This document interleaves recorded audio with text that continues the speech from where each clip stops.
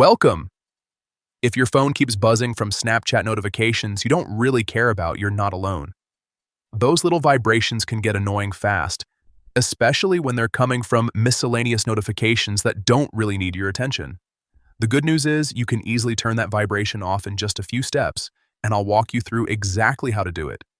First, grab your phone and head over to your main settings app.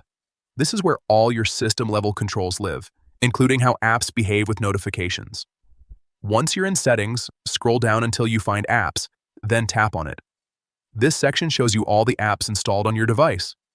Next, scroll through the list or use the search bar to find Snapchat and tap on it.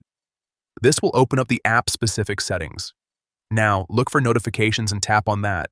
Here's where you can control exactly how Snapchat sends you alerts. Inside the notifications menu, tap on notification categories. This section breaks down different types of notifications Snapchat uses, giving you more control over each one. From the list, find and tap on Miscellaneous. These are usually the less important alerts that still trigger notifications and vibrations. Finally, you'll see an option labeled Vibrate. Simply toggle that off.